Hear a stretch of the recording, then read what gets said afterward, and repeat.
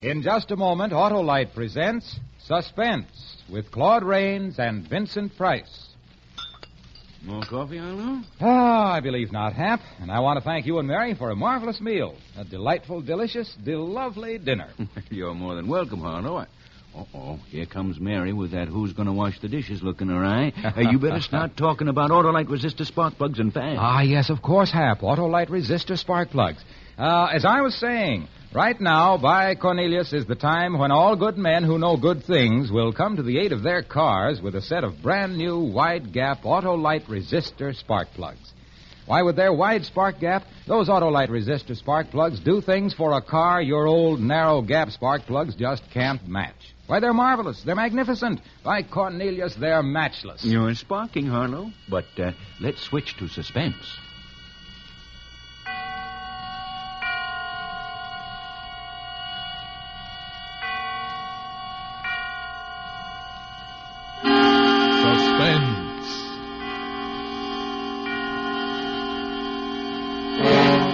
Autolite and its 60,000 dealers and service stations bring you radio's outstanding theater of thrills. Starring tonight, Mr. Claude Rains and Mr. Vincent Price in Anton Leader's production of The Hands of Mr. Ottermole. A tale well calculated to keep you in suspense. Tell me, Sergeant. Yes? Why do you think the Strangler killed the 5 times he did? 6 times, Mr. Newspaper Man. 6? Yes. Well, I suppose you do know as much about the Strangler as I do. How long have you been on the police force, Sergeant? This is my 15th year as a member of His Majesty's Metropolitan Police, Mr. Newspaper Man. For 10 years, I walked the beats of the Casper Street station, and for the past 5 years, I've been a sergeant of that station. In 15 years, you learn a lot about many things, including murder. Oh, yes, murder. It's a word and a deed which has fascinated more people than you and I could count. By all means, Sergeant, let's talk about murder.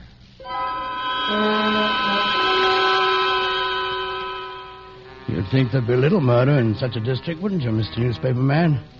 Murder for a bit of heading, cup of tea. There's nothing there to take except lives. And it was there that the Strangler came to practice his grim trade. Already it struck twice. Once on Lagos Street, once on Breen Street. His strong, white hands reaching for an unexpected throat.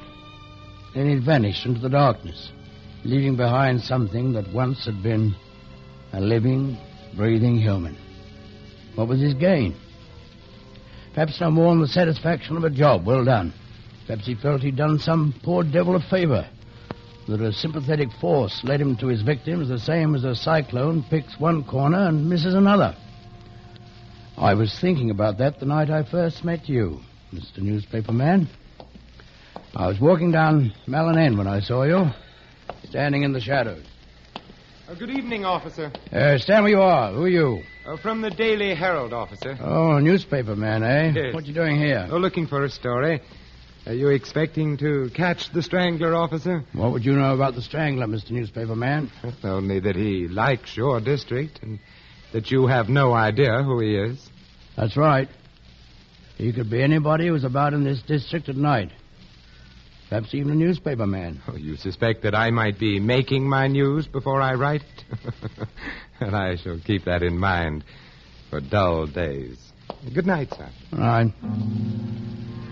I watched you, Mr. Newspaper Man, as you walked away.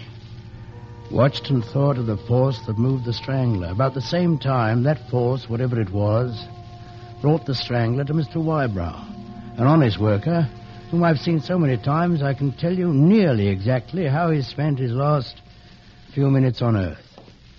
I know the very sound of his footsteps, almost his every thought. And I can hear the footsteps of the man who followed him. It was 6 o'clock of an evening, and Mr. Wybrow was going home from work. He stepped off the tram at High Street and Malin End and walked slowly, wondering if his missus would have herring or haddock for his tea. It was a wretched night, and he could taste the fog in his throat, feel the dampness through the soles of his shoes. He turned down Lagos Street, and the footsteps behind turned with him. And so, one behind the other, the two men walked through Lagos and turned into Loyal Lane. Any man other than Mr. Wybrow might have heard some warning in the footsteps that followed him. Something that said, beware. Beware. Beware. No. The foot of a killer falls just as quietly as the foot of any other worker. But those footfalls were bearing a pair of hands to Mr. Wybrow. And there is something in hands. Behind him, even then, those hands were flexing themselves, feeling the strength run down through the strong fingers. Mr. Wybrow was almost home. He turned down Casper Street, plodding along through the dim light. A small dog barked at the figures. Voices drifted out from the shabby houses, but Mr. Wybrow paid no attention to them or to the steps which followed him. Ahead of Mr. Wybrow was his own house, and he walked a little faster. Maybe it looked like he was going to get away, but the man behind only smiled and followed at the same pace. Mr. Wybrow turned in at his own gate and opened the door. He stepped inside. Is that you, Eric? Yes. What's for tea, Flossie? Eric, you're lucky to be getting that. Who's that? How do I know before I've opened the door? If it's a collector, he can just nip off. Well, what?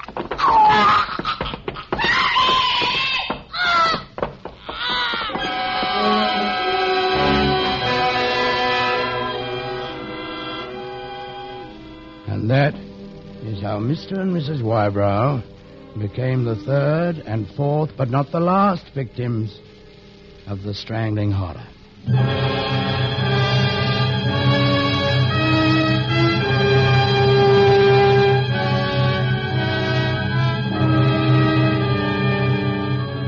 For Suspense, Autolite is bringing you Mr. Claude Rains and Mr. Vincent Price in radio's outstanding theater of thrills, Suspense.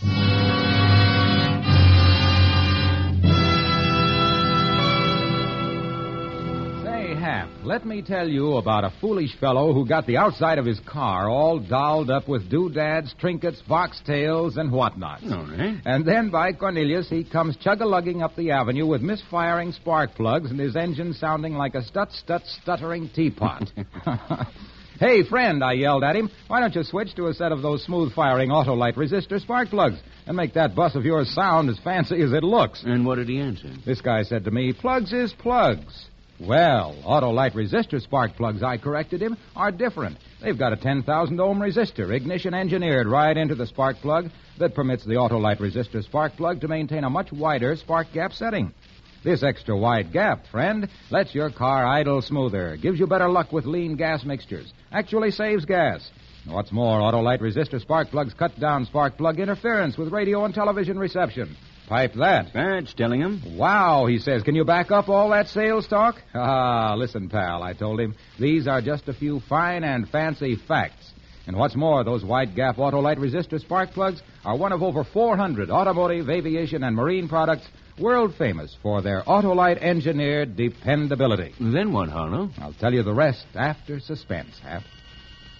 And now, Autolite brings back to a Hollywood soundstage Mr. Claude Rains and Mr. Vincent Price in The Hands of Mr. Ottermole, a tale well calculated to keep you in suspense.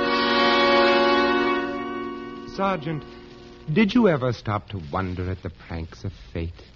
Mr. Wybrow died at the one moment when there was no one around to witness his death. That's true. A few minutes earlier, perhaps a few minutes later, there were people on the street. Think how different it might have been if you had arrived there earlier than you did. Perhaps, Mr. Newspaper Man, but I'd finished my evening tea and was walking through Casper Street to the station. Mr. Wybrow was still lying on the door of his house, his wife on the floor a little beyond him. Both were dead. I blew my whistle, and the constable came on the run. We searched the house, then talked to the neighbors on either side. Nobody had heard anything except Mrs. Wybrow's scream, and they thought that just a family fight.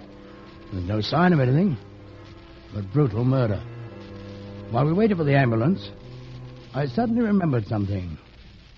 Smithers. Yes, sir? Just before I found them, I saw you standing at the end of the lane. What were you up to there? I thought I saw a suspicious character mucking about there, sir, and I was keeping an eye on him. Suspicious character, but blasted. You don't want to look for suspicious characters. You want to look for murderers. Yes, sir. Think we'll get him, sir? Well, just between you and me, Smithers, I have my doubts. With a man who kills to get a few bob, you know he's going to keep on because as soon as he's broke, he'll slosh another one. But a man like this, you don't know when he'll strike again. Or if he'll strike again.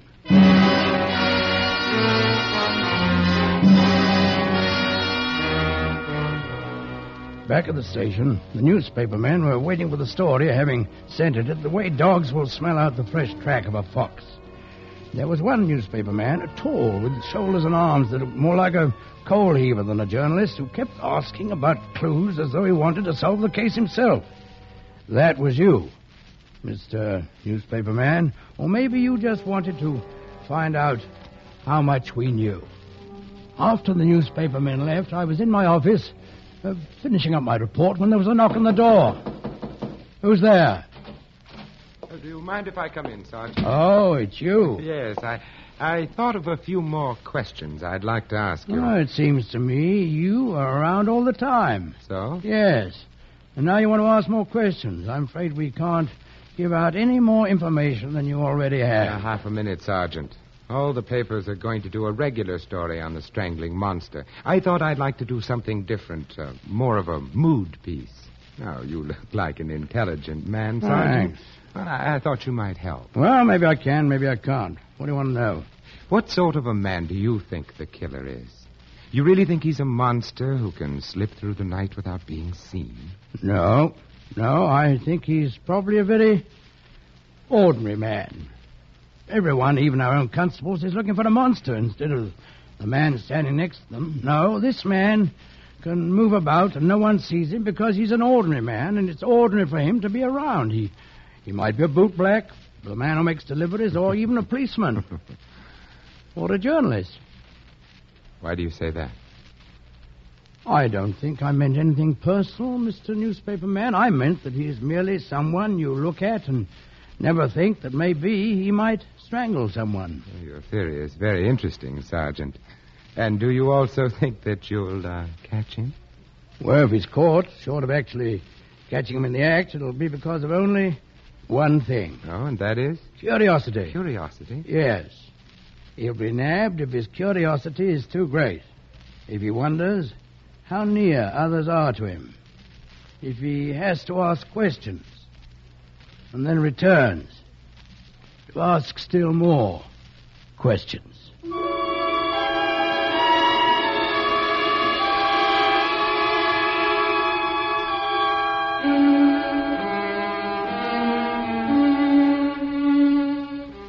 Later that evening, I went out into the district, visiting beat after beat. The presence of the killer, the strangling horror, was in the air. The entire district was given over, not to panic, for London never yields to that, but to fear of the unknown. And while the community still gasped over the deaths of Mr. and Mrs. Wybrow, while fear was moving into every tenement, the killer made his next move. Conscious of the horror caused by his hands and as hungry for more as any giddy girl at her first performance in the music hall, his hands reached out again.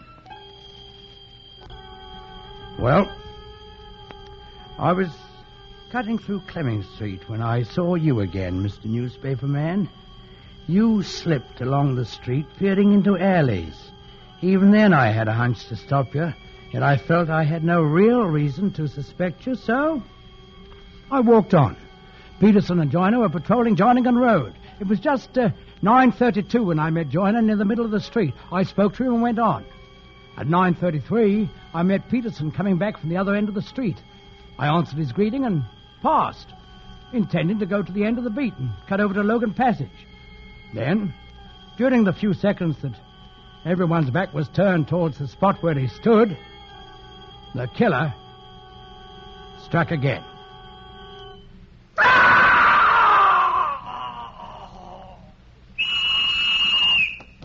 Joiner, here. What's that? Good heavens. It's Peterson. Yeah, it's Peterson, dead like the rest of them, strangled right under our noses. Where were you, Joiner? I just reached the end of my beat, Sergeant. Was already turning when I heard your whistle. And I just passed him on my way to Logan. Then we were covering both ends of the street. He must have come from Minnow Street, or Clemming Street, and gone back the same way before we could see him. It is dimly lit around here, sir. Say, what's up, Constable? I heard... Stand where you are. Oh. It's you, Mr. Newspaper Man? Yes. So he struck again. What happened, Sergeant? I've been checking the beats. Huh. I came up here, passing Joiner, and then Peterson here. I was at this end of the street, Joiner at that, with Peterson in between us going towards Joiner. He cried out once, and then was like this. We saw no one. Where were you when you heard my whistle? On Clemming Street, perhaps half a square down, and no one passed that way. That means that he must have come from Minnow. Shall I ring in, sir? Yeah, go ahead, Joiner. Half a square down Clemming Street, were you? That's right. That's where you were more than 5 minutes ago when I passed and you were coming this way. Well, I thought I saw something in one of the alleys and stopped to look closer. Oh, now, come, Sergeant. Let's not start suspecting each other. The mutual suspicion of this district is catching. Yeah. I suppose it is. Yes, of course. Still, there's a murderer who must be caught. Mr. Newspaper Man.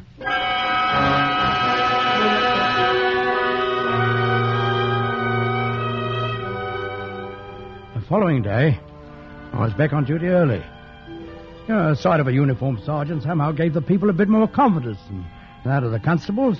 You know, Bobbies are well enough in their way, but you know, your average Londoner likes to see more important officials around when things are a bit rough. The talk in the pubs and on the streets was all cut from the same cloth. And the pattern was fear. I say the strangler's some posh who's off his bean. Thinks as though he ain't squeezed dry enough. So he nips over, squeezes a little more, and pops back to the West End. Oh, you're balmy. Eat a leg. Didn't he get a peeler last night, and don't that prove it? He's a bleeding Jack the Ripper. That's what he is. And he'll bloody well kill a lot of us without a single bloody flick to stop him. He got a Bobby, didn't he? And with Bobby's crawling all over the place and not one to lay a hand on him. And who's to stop him? That's what I want to know.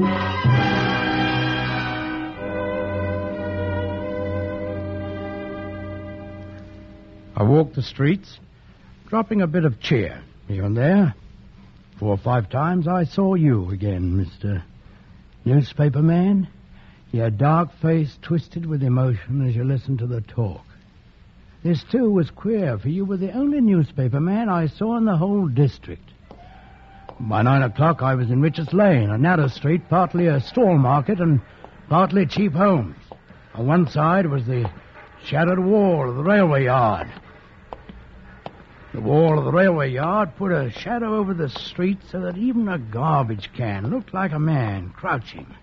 Farther down the street, the outline of the empty market stalls looked like a bunch of ghosts waiting for the man who would send them more ghosts. There was no one on the street, no one to witness that which was about to be.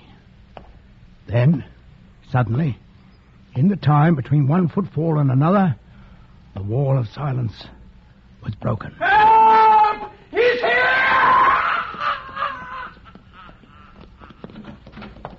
And then the lane came to life. It seemed like they were all released by that scream. All along the street, doors opened and people poured into the street, muttering as the stored-up anger began to overcome their fear. They milled around, uncertain which way to turn. Then the whistle pointed the direction to them. Gathering like dark clouds, they moved down on the cottage where I stood with the constables. The sight of so many of us made them feel that he would now be caught, and that anger came up in answer to it. Well, go in and get him. What you waiting for? He's through killing now. Go on and get him, you bloody feelers. He ought to be strung up. That's what Break it up. Move back, all of you. Joiner, get around to the back and meet the constables there. Martin, Addison, take the house on the left. Jones, Edmonds, take the house on the right. Betts, you come with me. Save a piece of it for me, Sergeant. Inside the cottage, a whole family lay dead, fallen around the supper table. One look at their necks showed us the strangler's trademark again, but there was nothing in that cottage except death. One by one, the constables came back to report. Nothing. Once more, he had killed and slipped away. Again, I looked out at the crowd, now beginning to move back as they realized we were empty-handed. Suddenly I saw in the front ranks your face again, the newspaper man who seemed to be everywhere I turned. There was a light in your face, a light that was almost happiness. And looking at you in that brief second, I was aware that there were two of us who now knew the identity of the murderer. But the crowd shifted back, began to lose themselves in the shadows, and you were gone before I could move. The strangler had struck again, and again. We were empty-handed as we waited for the ambulance.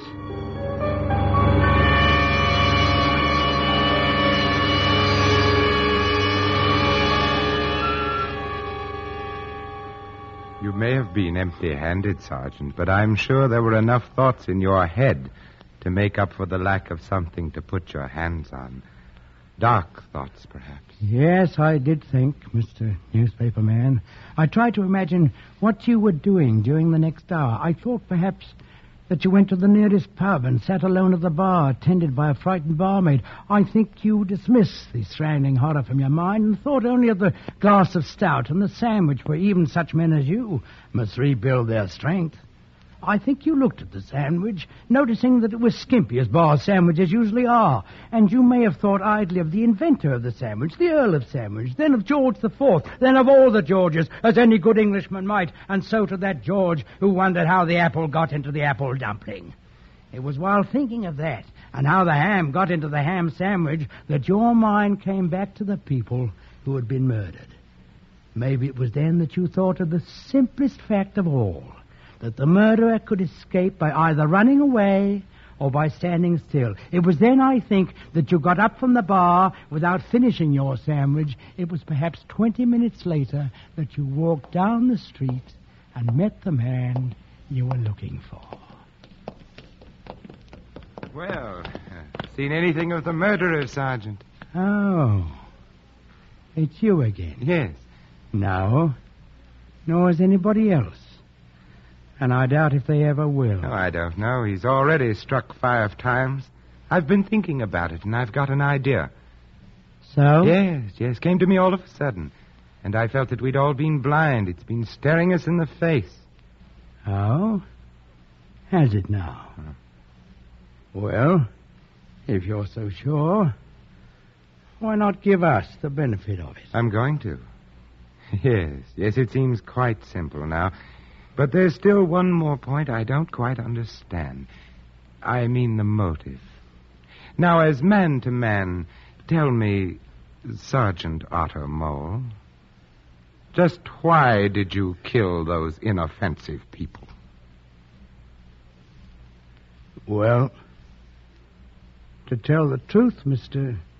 Newspaper Man, I don't know. But I've got an idea, just like you. Everybody knows we can't control the workings of our mind. Ideas come into our heads without being asked. But everybody's supposed to be able to control his body. Why? We get our minds from heaven knows where, from people who were dead years before we were born, some say. Maybe we get our bodies the same way. Our faces, our legs, our hands. They aren't completely ours. And couldn't ideas come into our bodies like ideas come into our minds? Couldn't ideas live in muscles as well as in a brain? Couldn't it be that parts of our bodies aren't really us?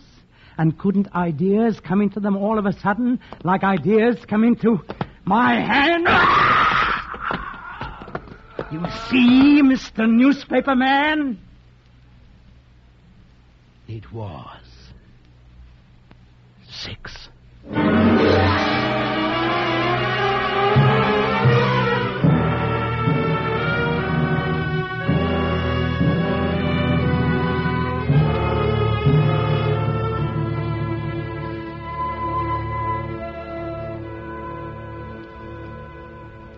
one other thing. The newspaper man did while he was in that pub. He'd called his newspaper and told them his idea and said he was coming to meet me. And so they're hanging me, killing me for something which my hands did. I had nothing to do with it. You can see that. But what hurts me the most is what the judge said when he sentenced me. It's not true. It's not true, I tell you. That if I lived, someday these hands, my hands, they say, might reach out for you.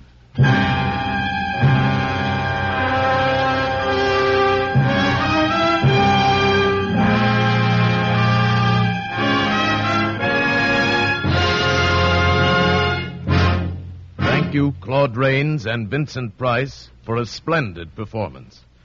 Mr. Rains and Mr. Price will return in just a moment. Harrow, you were telling me... Oh, yes. Well, Hap, the next time I saw this fancy fellow, his gadget-laden car was humming and purring up the street as smooth as the slippery glide of a slide trombone. I got my auto-light resistor spark plugs, he yelled to me as he whirled by, and they're terrific. Well, by Cornelius, this fellow had the right dope. Because, friends, when you replace your old narrow-gap spark plugs with the wide-gap auto-light resistor spark plugs, you can really tell the difference in your car. So if you don't already have a set of Autolite resistor spark plugs, drive down tomorrow to your nearest Autolite dealer and treat your car right. Switch to Autolite. And friends, remember too, Autolite means spark plug. Ignition-engineered resistor spark plug. Autolite means batteries. Stay full batteries. Autolite means ignition system. The lifeline of your car.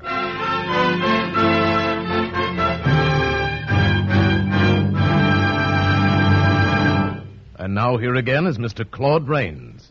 The Hands of Mr. Ottermole has always been one of my favorite mystery stories, and so it was a great pleasure to be able to play it on Suspense, one of my favorite radio programs. What about you, Vincent? Well, I agree with you on both counts, Claude. And in addition, I found it refreshing to play the murder victim for a change instead of the murderer. By the way, Claude, what will we be hearing on Suspense next week? A treat you won't want to miss. One of Hollywood's most glamorous stars, Miss Rosalind Russell, in a top story, The Sisters. Another gripping study in... Suspense.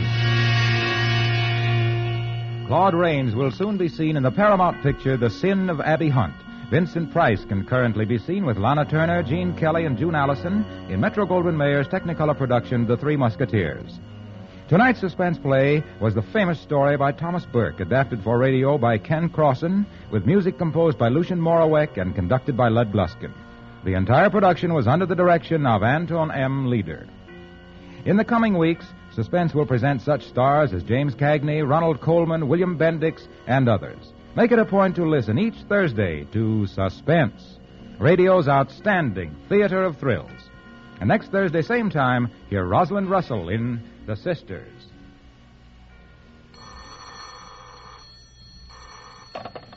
This is the Autolite Suspense Show. Turn in your scrap steel to your local scrap dealer. The more scrap, the more steel. Good night. Switch to Autolite. This is CBS, the Columbia Broadcasting System.